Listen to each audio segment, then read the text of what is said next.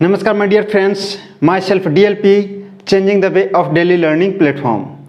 स्वागत है आप सभी का टेक्निकल एकेडमी गया के न्यू ऑनलाइन प्लेटफॉर्म पे। तो माय डियर फ्रेंड्स, हमें ये एहसास हो रहा है कि आप सबों को पढ़ाई में कुछ न कुछ दिक्कत का सामना करना पड़ रहा। तो इसके लिए हम आप सबों से क्षमा प्रार्थी हैं, लेकिन हम सभी आप सबों की आगे आने वाले उज्जवल भविष्य के लिए सारे फैकल्टी एक बेहतर रणनीति के तहत कार्य करने का निर्णय लिए हैं, जिससे कि आपको फर्दर आगे स्टडी में कोई भी दिक्कत का सामना नहीं करना पड़े। माय डियर फ्रेंड्स,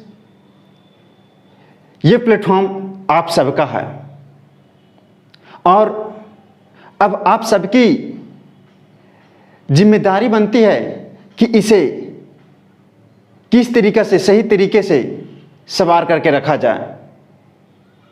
हम सभी फैकल्टी का यही मोटिव है कि आपको एक बेहतर से बेहतर क्वालिटी का एजुकेशन प्रोवाइड करें,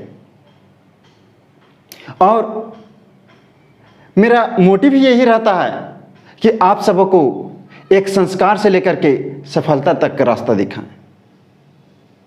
अब जो भी कुछ हुआ है, अब इसके आगे सब कुछ एक सिस्टमैटिक मैनर में होता हुआ दिखाई देगा। इसमें अगर कहीं भी आप सबों को त्रुटि दिखाई देता है तो आप बेझिझक बिना किसी डर के किसी भी फैकल्टी से अपने प्रॉब्लम को शेयर कर सकते हैं। ज़रूर आपको उस प्रॉब्लम का सलूशन दिया जाएगा, ये मेरी गारंटी है। तो my dear friends, mechanical engineering के थर्ड सेमेस्टर में 5 पेपर पढ़ने हैं। उन 5 पेपर में सबसे इम्पोर्टेंट पेपर हमें पढ़ने हैं अप्लाइड मैथमेटिक्स पार्ट 2। तो हम लोग फर्स्ट ईयर में बेसिक मैथमेटिक्स के बारे में पढ़े थे।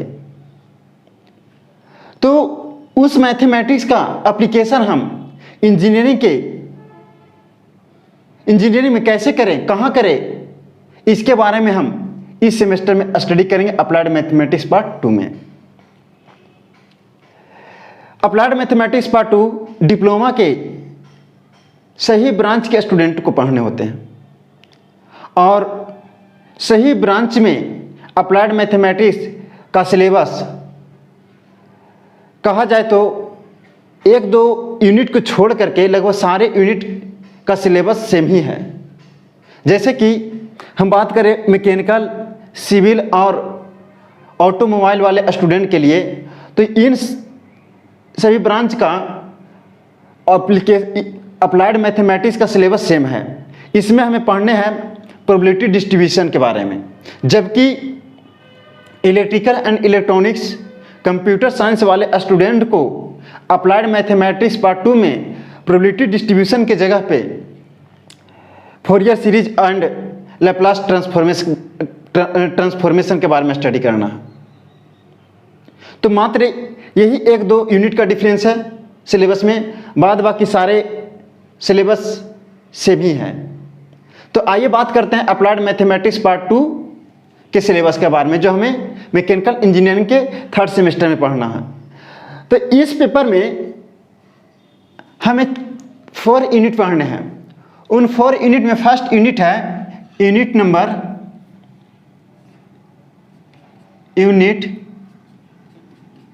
नंबर 1 में हमें स्टडी करना है इंटीग्रेशन के बारे में।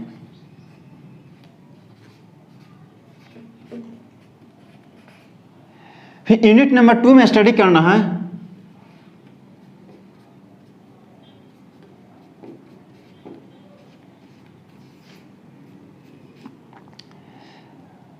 डिफरेंशियल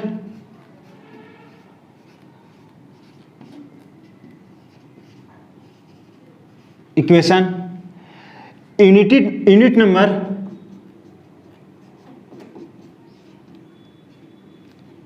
3 में स्टडी करना है प्रोबेबिलिटी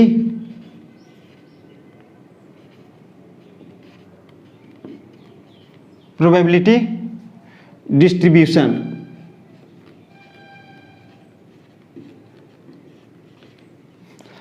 एंड यूनिट नंबर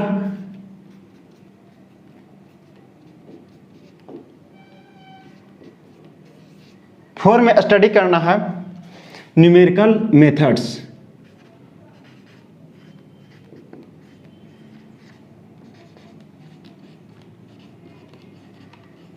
के बारे में। तो यूनिट नंबर 1 से आपको एक्सटर्नल एग्जाम में लगभग 24 टू 26 मार्क्स के क्वेश्चन पूछे जाते हैं, जबकि डिफरेंशियल इक्वेशन यूनिट नंबर 2 से आपको एक्सटर्नल एग्जाम में 18 टू 20 मार्क्स के क्वेश्चन पूछे जाते हैं। और यूनिट नंबर 3 से प्रोबेबिलिटी डिस्ट्रीब्यूशन से आपको 12 टू 40 मार्क्स के क्वेश्चन पूछे जाते हैं, जबकि यूनिट नंबर 4 से आपको 14 टू 60 मार्क्स के क्वेश्चन पूछे जाते हैं। तो यूनिट नंबर 1 में हमें क्या क्या पढ़ना है इसके बारे में स्टडी कर लेते हैं। तो यूनिट नंबर 1 में हमें पढ़ना है इंटीग्रेशन के बारे में कि इंटीग्रेशन होता है तो क्या होता है। फिर इसमें पढ़ना है इंटीग्रेशन ऑफ स्टैंडर्ड फंक्शन। तो इंटीग्रेशन का मतलब होता है रिवर्स प्रोसेस ऑफ डिफरेंशिएशन, यानी कि जो हम लोग पहले डिफरेंशिएशन पढ़े हैं तो डिफरेंशिएशन का जो प्रोसेस होता है उसका रिवर्स प्रोसेस अगर कर देंगे, डिफरेंशिएशन का रिवर्स प्रोसेस करेंगे तो वह प्रोसेस ही आपका इंटीग्रेशन कहलाता है। यानी कहने का मतलब कि जब आप इंटीग्रेशन की स्टडी करेंगे तो आपको डिफरेंशिएशन का नॉलेज होना बहुत जरूरी है।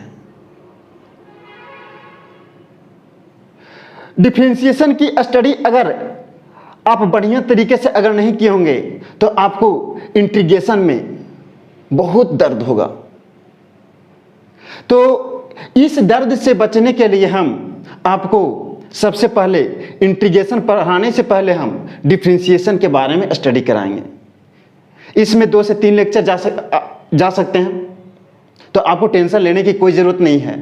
सिलेबस कंप्लीट करने की मेरी जिम्मेदारी बनती है। अगर आपको ये बिलीफ नहीं हो रहा मेरे ऊपर तो आप अपने सीनियर से, रेस्पेक्टिव कॉलेज के सीनियर से पूछ सकते हैं जो DTC में पढ़ते होंगे ऑफलाइन बैच में। हम उन लोगों को इस 6 सेमेस्टर में मशीन डिजाइन का कंप्लीट सिलेबस कंप्लीट कराए थे, तो आपको सिलेबस लेने की कोई टेंशन नहीं है। अगर हम आपको ये वादा किए हैं आपसे कि सिलेबस कंप्लीट कराएंगे तो कंप्लीट कराएंगे। आपको ये नहीं सोचना है कि लेट से सिलेबस स्टार्ट हो रहे हैं। तो इंटीग्रेशन से पहले हम लोग स्टडी करेंगे डिफरेंशिएशन के बारे में, जो कि नेक्स्ट लेक्चर में हम आपको डिफरेंशिएशन के बारे में पढ़ाएंगे। तो यहाँ पे देखेंगे इंटीग्रेशन का सम स्टैंडर्ड फार्मूला, जैसे कि साइन का इंटीग्रेशन क्या होता है, कोस का इंटीग्रेशन क्या होता है, e के पावर x का इंटीग्रेशन क्या होता है, साइन इनवर्स x का इंटीग्रेशन क्या होता है, under root a square minus x square का इंटीग्रेशन क्या होता है। तो ये सारे स्टैंडर्ड फंक्शन का इंटीग्रेशन की स्टडी करेंगे। फिर यहाँ पे पढ़ना हमें रूल्स ऑफ इंटीग्रेशन, इंटीग्रेशन करने के रूल क्या होते हैं।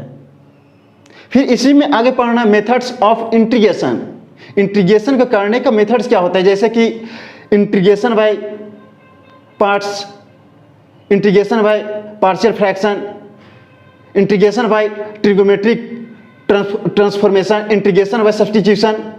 ये सारे इंटीग्रेशन के मेथड होते हैं। तो इन सारी चीज़ के बारे में हम यहाँ पे स्टडी करेंगे। तो इंटीग्रेशन को 2 भाग में डिवाइड किया गया है। एक पार्ट है इंडेफिनिट इंटीग्रेशन और दूसरा पार्ट है इंटीग्रेशन, एंड दूसरा सेकेंड पार्ट है डेफिनिट इंटीग्रेशन। जैसे ही इंडेफिनिट इंटीग्रेशन पढ़ लेंगे तो हम आएंगे डिफिनिट इंटीग्रेशन में। डिफिनिट इंटीग्रेशन में हमें पढ़ना है प्रॉपर्टीज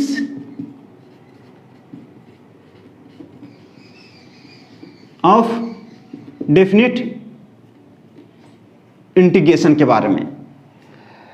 फिर इसी यूनिट में, यूनिट नंबर 1 में सब यूनिट है application of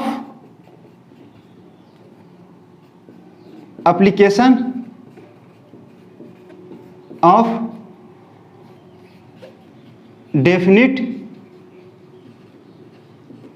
integrals. Definite integrals का एप्लीकेशन हम कहां कहां पे करते हैं, तो इसमें हमको एप्लीकेशन पढ़ना है आपको area enclosed area under the curve,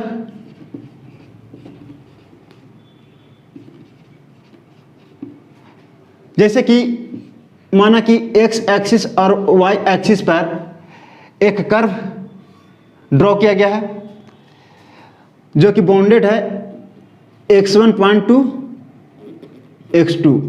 तो ये कर्व माना कि f ऑफ x है, तो ये a फंक्शन जो है इस x एक्सिस तक कितना एरिया कर्व ऑक्युपाई करता है, इसके इस एरिया को निकालने के लिए हम डेफिनिट इंटीग्रल का यूज करेंगे। फिर इसी में आगे हमें फर्दर पढ़ना है area enclosed area bounded bye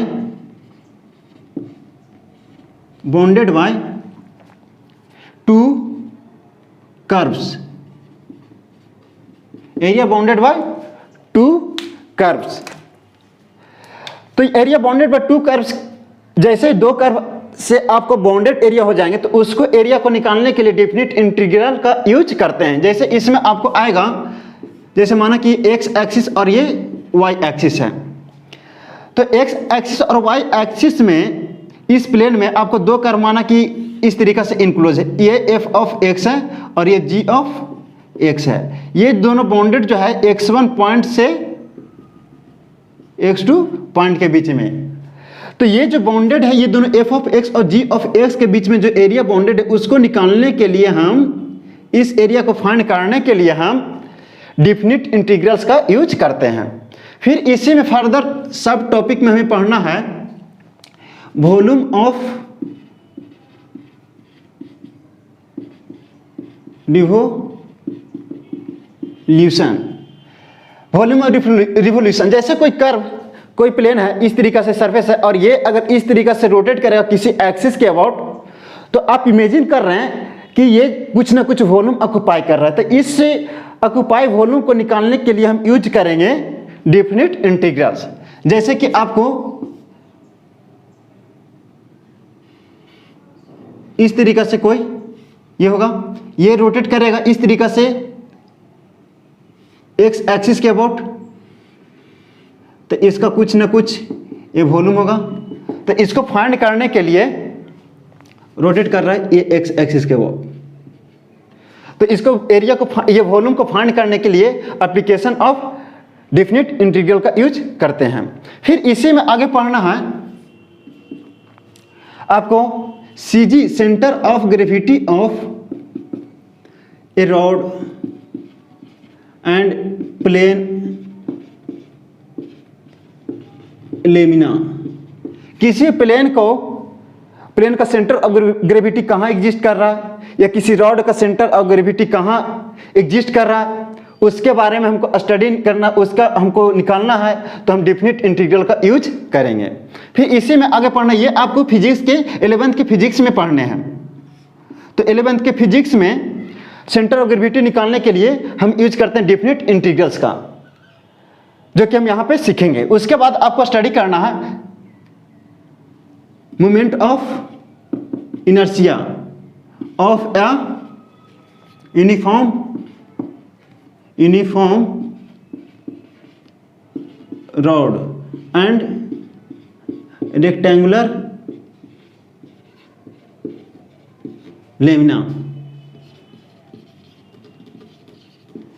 कोई रेक्टेंगुलर लेमिना रहेंगे, रेक्टेंगुलर प्लेट रहेंगे, या फिर यूनिफॉर्म रॉड रहेंगे तो उस रॉड या रेक्टेंगुलर लेमने का मोमेंट ऑफ इनर्शिया जब निकालना रहेगा तो उसके लिए हम यूज करेंगे डेफिनिट इंटीग्रल्स, जो कि हमको मैकेनिक्स में पढ़ने हैं। फिर इसी में आगे फर्दर सब टॉपिक में पढ़ने हैं parallel and perpendicular axis theorem, यह भी आपको मैकेनिक्स में पढ़ने हैं। तो परपेंडिकुलर एक्सिस थ्योरम क्या कहता है, पैरेलल एक्सिस थ्योरम क्या कहता है, इसके बारे में इसमें हम यूज करेंगे डेफिनिट इंटीग्रल्स का। तो ये रहा ओवरव्यू ऑफ इंटीग्रेशन यानी कि यूनिट नंबर 1 का। अब बात करते हैं यूनिट नंबर 2 के बारे में। तो यूनिट नंबर 2 में हमें पढ़ना डिफरेंशियल इक्वेशन। तो इसमें हमें स्टडी करना है कि डिफिनीशन ऑफ डिफरेंशियल इक्वेशन क्या होता है, ऑर्डर क्या होता है, डिग्री क्या होता है डिफरेंशियल इक्वेशन का, इसके बारे में स्टडी करना है। डिफरेंशियल इक्वेशन का ऑर्डर कैसे निकलता है, डिग्री कैसे निकलता है, इसके बारे में स्टडी करना है। फिर इसी में आगे पढ़ना है how to find differential equation, differential equation को हम कैसे फाइंड कर सकते हैं। फिर इसी में फर्दर आगे पढ़ना है डिफरेंशियल इक्वेशन का सोल्यूशन कैसे कर सकते हैं, कौन से मेथड से कर सकते हैं। जैसे इसमें मेथड पढ़ना है हमको न्यूटन, इसमें पढ़ना हमको variable separable, reducible two variable separable. फिर आगे आपको पढ़ना homogeneous, non homogeneous, linear and Bernoulli equation, ETC के बारे में हमें यहाँ पे स्टडी करना है। फिर जैसे ही डिफरेंशियल इक्वेशन का बेसिक आइडिया देख लेंगे तो हम इसमें ही सब यूनिट में पढ़ेंगे एप्लीकेशन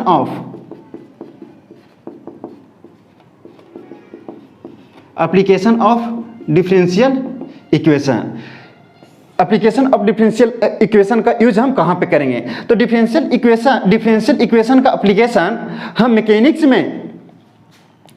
मैकेनिक्स की स्टडी करेंगे तो वहाँ पे आपको SHM पढ़ने होते हैं। तो वहाँ पे आपका देखने को मिलेगा एप्लीकेशन ऑफ डिफरेंशियल इक्वेशन। फिर इसी में आगे पढ़ना है आपको रेक्टिलिनियर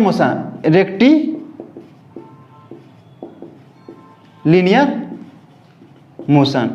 जब भी हम रेक्टिलिनियर मोशन की स्टडी करेंगे तो वहाँ पे भी आप देखेंगे कि डिफरेंशियल इक्वेशन का यूज हो रहा है।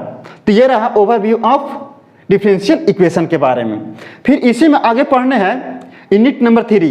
यूनिट नंबर 3 में हमें स्टडी करना प्रोबेबिलिटी डिस्ट्रीब्यूशन के बारे में।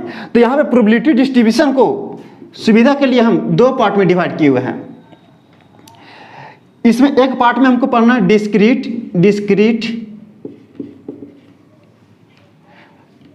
Probability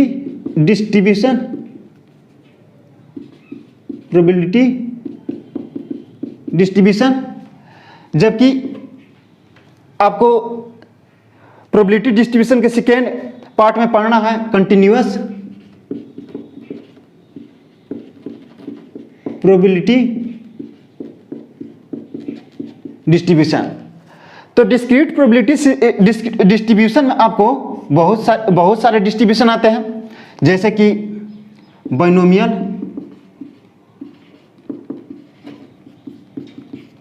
distribution. फिर इसी में आता है पॉइजन्स डिस्ट्रीब्यूशन। तो ये दोनों डिस्ट्रीब्यूशन के बारे में हमको सिलेबस में मेंशन है, तो इसकी स्टडी करेंगे। कंटिन्यूअस प्रोबेबिलिटी डिस्ट्रीब्यूशन में भी बहुत सारे डिस्ट्रीब्यूशन होते हैं। उन सारों में हमें केवल और केवल स्टडी करना नॉर्मल डिस्ट्रीब्यूशन के बारे में। तो ये है नॉर्मल डिस्ट्रीब्यूशन के बारे में। तो कोई भी अगर आपको एग्जाम में कभी पूछ सकता, ऑब्जेक्टिव पूछ देता है कि नॉर्मल डिस्ट्रीब्यूशन किस प्रकार का प्रोबेबिलिटी डिस्ट्रीब्यूशन है, तो वो है continuous probability distribution. Binomial distribution किस प्रकार का, या पॉइजन्स डिस्ट्रीब्यूशन किस प्रकार का प्रोबेबिलिटी डिस्ट्रीब्यूशन है, तो ये डिस्क्रीट प्रोबेबिलिटी डिस्ट्रीब्यूशन है। तो ये सारे चीज़ों के बारे में हम डिटेल एनालिसिस हम यूनिट नंबर 3 की स्टडी में करेंगे, जब हम प्रोबेबिलिटी डिस्ट्रीब्यूशन के बारे में पढ़ेंगे। फिर इसी में आगे हमको पढ़ना है यूनिट नंबर 4। यूनिट नंबर 4 में हमें स्टडी करना है न्यूमेरिकल मेथड के बारे में। तो न्यूमेरिकल मेथड को में भी फर्दर टॉपिक है, सब टॉपिक है। इसमें पढ़ना है solution of algebraic equation, solution of algebraic equation. और इसी में सब टॉपिक में आगे पढ़ना है, सेकेंड सब टॉपिक में पढ़ना सॉल्यूशन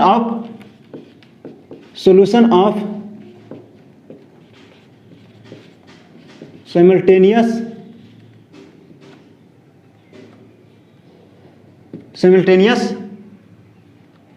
equation containing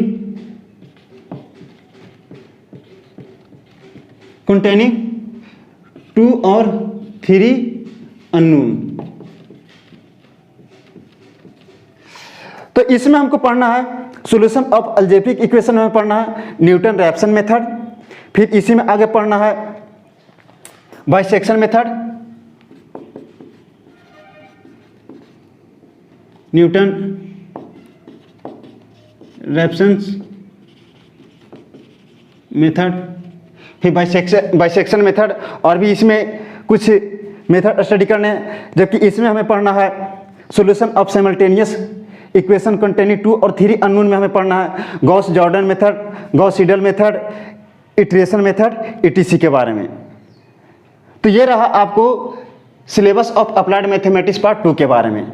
अब हमें इन सारे यूनिट की स्टडी में हमें कुछ बुक्स की भी ज़रूरत पड़ेंगे।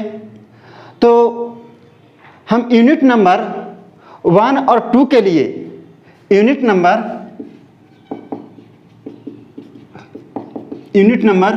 1 एंड 2 के लिए न्यूमेरिकल प्रैक्टिस के लिए हम प्रेफर करेंगे NCERT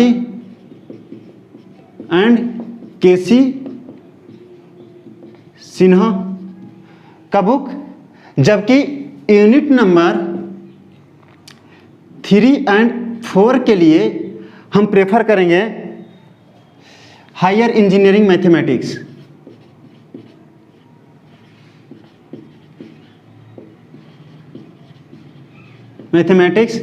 जो कि BS ग्रेवाल का आता है, एंड इसी में यूज करेंगे हम फाउंडेशन पब्लिकेशन का। तो यहाँ पे आपको टेंशन लेने की कोई ज़रूरी नहीं है कि क्या सर हम ये चारों बुक्स को प्रेफर करेंगे, चारों बुक्स को खरीदेंगे। तो आपके पास अगर अवेलेबल हो जाते हैं तो सही है, लेकिन आपको टेंशन लेने की कोई ज़रूरत नहीं है। हम आपको थ्योरी इस तरीका सिस्टमैटिक मैनर में पढ़ाऊंगा जिससे कि आपको थ्योरी की कोई टेंशन लेने की ज़रूरत नहीं है। बात रहा क्वेश्चन प्रैक्टिस का, तो क्वेश्चन प्रैक्टिस के लिए हम आपको प्रैक्टिस सेट प्रोवाइड करेंगे। उन प्रैक्टिस सेट में आपको NCERT के books, KC Sinha, higher engineering mathematics, foundation publication के सारे बुक्स के क्वेश्चन को हम एक प्रैक्टिस सेट में आपको देंगे, जिससे कि आपको कोई भी किसी प्रकार का दिक्कत नहीं हो। आप किसी भी बुक्स को प्रेफर करिए, कोई टेंशन लेने की जरूरत नहीं है, सारे बुक्स से आपके क्वेश्चन निकलेंगे। तो ये रहा सब्जेक्ट का, अप्लाइड मैथमेटिक्स सब्जेक्ट का सिलेबस। अब हम नेक्स्ट लेक्चर में हम बात करेंगे डिफरेंशिएशन के बारे में, क्योंकि इंटीग्रेशन की स्टडीज में हमको डिफरेंशिएशन का बहुत ज़्यादा इंपॉर्टेंस होता है, क्योंकि इंटीग्रेशन जो है रिवर्स प्रोसेस ऑफ डिफरेंशिएशन है। यानी डिफरेंशिएशन का रिवर्स प्रोसेस, अगर हम डिफरेंशिएशन कर लेंगे तो उसको रिवर्स प्रोसेस कर लेंगे तो वही आपको इंटीग्रेशन होगा। तो इसकी स्टडी के पहले हम डिफरेंशिएशन की स्टडी करेंगे। तो thank you so much for watching B with DLP।